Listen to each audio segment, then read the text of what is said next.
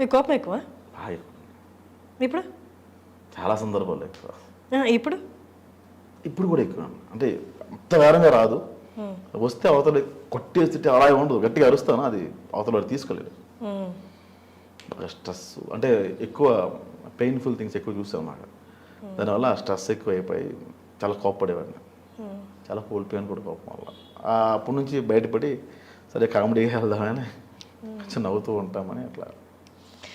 చాలామంది అంటారు, చాలామంది తెలిసిందే, విపరీతమైన పెయిన్లు, డిఫరెంట్ పెయిన్స్ అనుభవించిన వాళ్ళే కామెడీ రాయగలరు అని. నిజం.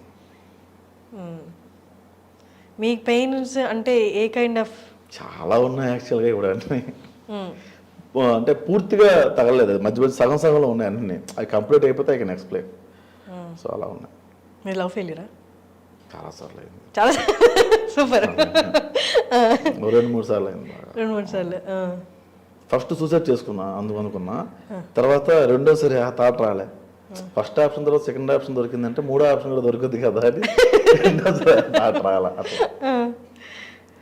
ఫస్ట్ ఫెయిల్యూర్ తర్వాత ఏం నేర్చుకున్నారు? ఫస్ట్ ఫెయిల్యూర్ తర్వాత మనం సిన్సియర్గా ఉండకూడదని నేర్చుకున్నా. అయ్యో, నెగిటివ్ వైపు వెళ్ళిపోయారు? నెగిటివ్ వైపు వెళ్ళిపోయా. ఒక అమ్మాయి అలా కాదురా ఇలా ఉండాలిరా అంది, ఏదో బాగుందని ఆ అమ్మాయికి ప్రిపేర్ చేశా. సెకండ్ ఫెయిల్యూర్ తర్వాత లవ్ అనేది పెద్ద ట్రాష్ అని అర్థమైంది. నేను నమ్మను అసలు లవ్. ఏం నమ్ముతారు ఈ జనరేషన్ అసలు నమ్మను లవ్. అయితే ఇద్దరు కలిసి ఉండాలి అంటే వాళ్ళిద్దరి మధ్య ఏం ఫ్యాక్టర్ ఉంది అంటారు? ఏ బొంగ ఉండదు, ఏ ఫ్యాక్టర్ లేదు, ఏ అవసరం తప్ప. మరి ఎట్లా కలిసి ఉండాలి? అవసరం తప్ప ఏ ఉండదు. అండర్స్టాండింగ్ ఇవన్నీ, ఫ్రెండ్షిప్ ఉండాలి. నేను చూసిన అంటే నువ్వు చెప్పింది కరెక్టా అన్న. నేను నాకున్న 10 మంది ఫ్రెండ్స్లో 9 మంది లైఫ్ అలాగే ఉంది. నేను ఒక్కరిది కరెక్ట్ అన్నా, ఈ 9 మందినే కరెక్ట్ అంటాను. సో అలా ఇప్పుడు జనరేషన్ ఎలానే ఉంది, ఆ జనరేషన్ చూపిద్దామని. ఫస్ట్ ఎపిసోడ్లో డైలాగ్ ఉంటుందండి, ఈ అమ్మాయికి చాలామంది ఫ్రెండ్స్ ఉన్నారు, నా వైఫ్ పక్కన కూర్చుంటుంది, ఎదురుగా లాయర్ ఉంటాడు. ఈ అమ్మాయి చాలామంది ఫ్రెండ్స్ ఉన్నారండి, నా ఫ్రెండ్స్ ముందు చీప్గా మాట్లాడతాడు అంటది అమ్మాయి. అబ్బో ఫ్రెండ్స్ అందరూ బాయ్ ఫ్రెండ్స్ అనండి. హాయ్ బేబీ, ఎలా ఉన్నావు, తిన్నావా, బాగున్నావా అని మెసేజ్లు పెడతారు. దీనికి అమ్మ, చెల్లి, అక్క, నాన్న, మొగుడు ఇంతమంది ఉంటే ఆడెవడు నట్టుగాడు ఎవడు సార్ దీనికి బాగున్నావా బేబీని కేర్ తీసుకోవడానికి అని ఒక డైలాగ్ ఉంటుంది. చూసాను నేను అది. ఇది ఇప్పుడు జరుగుతుంది, నిజం ఇది. కరెక్ట్. ఫ్రెండ్స్ ఉండకూడదా, అమ్మాయికి అబ్బాయిలు ఫ్రెండ్స్ ఉండకూడదా? ఏమో మీరు ఉంటే ఉన్నది మెయింటైన్ చేయండి కాదన్న, కానీ అవి నేను చూసాను, ఆ సిచ్యువేషన్స్ చూసాను. నిజంగా మెసేజ్ చేస్తారు కదా వాళ్ళు, నిజంగా కేర్ తీసుకుంటే వాళ్ళు ఎంకరేజ్ చేయొచ్చు. ఎక్కడ కేర్ ఉండదు అబ్బా, కేర్ ఉండదు కదా. ఒక అమ్మాయి నిన్న చెప్పింది క్లియర్గా, మన ముందు అక్క, అమ్మ, తల్లి, బేబీ అని తిరుగుతారు మన చుట్టూ, అన్ని రిలేషన్ పేర్లు చెప్పి తిరుగుతూ ఉంటారు ఫ్రెండ్స్ అంతా. మనం లేనప్పుడు మన గురించి ఎక్కువ మాట్లాడతారు. సో ఏ రిలేషన్ని చెల్లిని నమ్మొద్దు, అక్కని నమ్మొద్దు, నీకు నమ్మొద్దు. నీ ముందు ప్రతి ఒక్కరు యాక్టింగ్ చేస్తారు అబ్బా, అది మాత్రం నిజం. సింపుల్ డార్లింగ్, ఇప్పుడు ఒక 5,000 అవసరం వచ్చింది నాకు, నేను నీతో మాట్లాడే విధానం మారిపోద్ది. 5,000 ఇస్తే పక్కన పెట్టు, అడుగుదామని థాట్ వచ్చినప్పటి నుంచే హర్షని ఏంటమ్మా ఫోన్ చేయ, ఏంటో అసలు నువ్వు నేను ఉదయం మాట్లాడతా, మధ్యాహ్నం మర్చిపోయాను ఎందుకు అడుగుదాం అన్నా, ఒక 5K ఉంటుందా, ఈవినింగ్ ఇస్తా. ఇది ముందు బేస్ ఉంటుంది స్టార్టింగ్. సో డబ్బులనే కాదు, ఏదైనా అవసరంతోనే అవతల వ్యక్తిని అయితే క్లోజ్ అయ్యి మాట్లాడతారు తప్ప లవ్ గారిది గుడ్డు అన్నాము నేను అసలు ఏమో తీసుకోలేను. అది ఎక్కువ చూస్తుండడం వల్ల ఏమో. సార్ మీరు లవ్ ఫెయిల్యూర్ తర్వాత చాలా పెయిన్లో ఉన్నారు కదా, సెకండ్ దాని తర్వాత కొంచెం పెయిన్ డిస్టర్బ్ అయ్యి ఉంటారు కదా, ఆ టైంలో మీతో అంటే ఆ పెయిన్ నుంచి బయటకు తీసుకురానికి ఎవరైనా హెల్ప్ చేశారా, లేకపోతే మీరు ఎవరైనా హెల్ప్? నాకు ఫ్రెండ్ హెల్ప్ చేశారంట, పబ్బుకి తీసుకెళ్ళిపోయాడు. ఎందుకురా అంటే ఇక్కడ చిన్న బట్టలు వేసుకొస్తారా బాగుంటాయి అయ్యో అట్లా. సో అలాంటి వాళ్ళే బెటర్ అనిపిస్తుంది. మీకు చాలా సినిమాల్లో సరే పబ్కి వెళ్తారు, ఎంత మహా అయితే 3 గంటలు ఉంటారా? లేదు, నేను ఒక పెద్ద తాగ్గానే దడ్మని పడిపోతాను అక్కడ. పడిపోయిన తర్వాత మొన్న ఒక పబ్కి వెళ్ళాను నికోస్ అని. పబ్కి వెళ్ళిన తర్వాత ఏదో తాగాము. అక్కడ తాగిన తర్వాత అక్కడ ఒక అమ్మాయి ఉంది, నేను వెళ్ళి ఏం పేరు నమ్మనుందా ఇట్లా మాట్లాడుతుందా, అరే ఏంట్రా అంటారు ఊరికే నేను బాగా ఎంజాయ్ చేస్తా. అట్లా బెస్ట్ కంపెనీ ఫీల్ అవుతాను నన్ను. సడన్గా పబ్బు వాండర్ వచ్చింది, ఆవిడ 40+ ఉంటారు. యా ప్రసాద్, నేను మీ మావిడాకులు చూస్తాను, నేను ఎవరితో ఈ పబ్బులో మాట్లాడినాను, ఐఎమ్ యువర్ ఫ్యాన్ అంది ఆవిడ. మీరు పబ్బు పెట్టాడు, మా అబ్బాయి పెట్టాడు, అందుకే నేను మెయింటైన్ చేస్తున్నాను. సో లోపలికి తీసుకెళ్ళిన తర్వాత మేడం ఒక 20 CR మన దగ్గర ఉంది, సో సో హైదరాబాద్లో కానీ గోవాలో కానీ పబ్ ఓపెన్ చేద్దాం అనుకున్నా. మా బ్రదర్ వైజాగ్లో అంటున్నాడు, బట్ అది కన్ఫ్యూజన్లో ఉన్నా. కెన్ యూ గైడ్ మీ అన్న? నేను పెట్టి 6 నెలలు అయిందండి, నాకు పూర్తిగా తెలిసిన తర్వాత నేను మీకు చెప్తా ఉంటాను. క్రోర్స్లోనే మాట్లాడుతుందా చూసిన వాళ్ళంతా 7,2,000 అన్నాడు, 20 కోట్ల గురించి మాట్లాడుతాడు.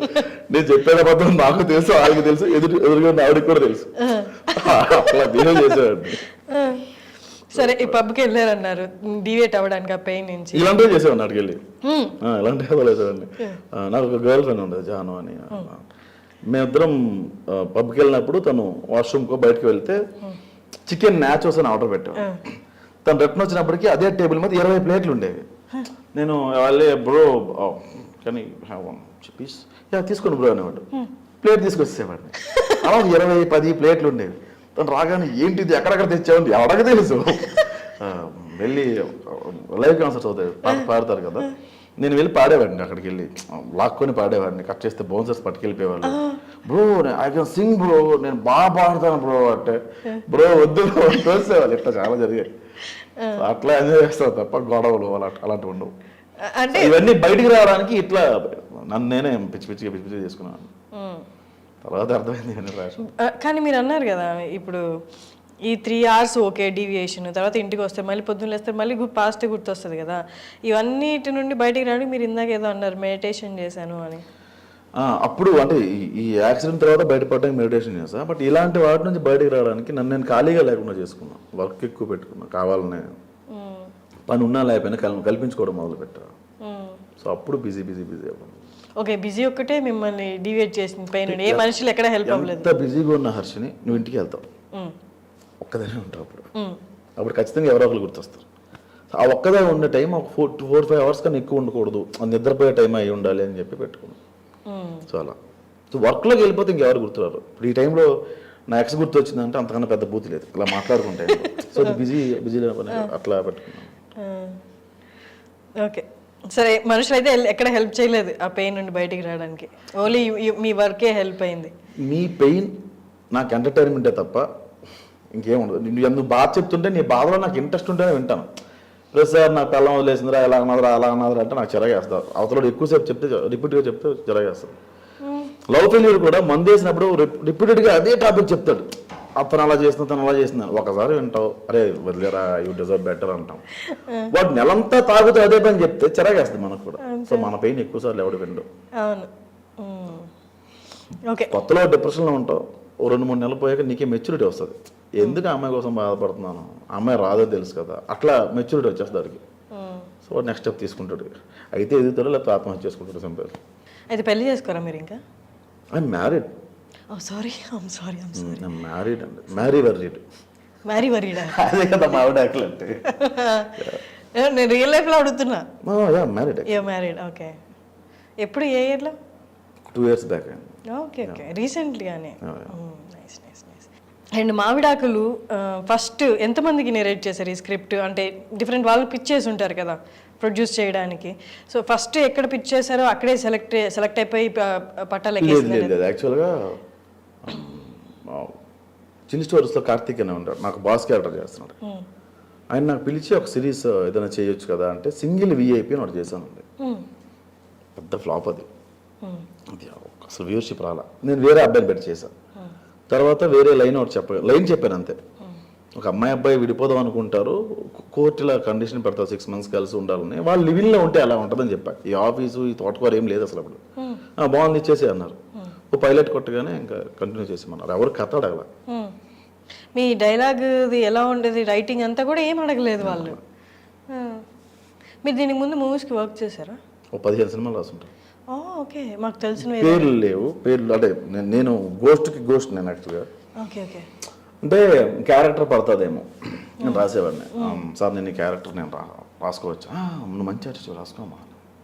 మొత్తం కథ అంతా రాస్తే బేసిక్గా నేను ఎలా ఇచ్చేవాడిని అంటే, ఒక వర్షం రాయమంటే నేను ఒకటానికి 3 వర్షాలు రాసేవాడిని. ఇందులో తప్పు ఉంటే వీళ్ళు అయిపోతారేమో, ఈ వర్షంలో ఇంకోటి పిక్ చేసుకుంటారేమో, అట్లా ఇచ్చేవాడిని.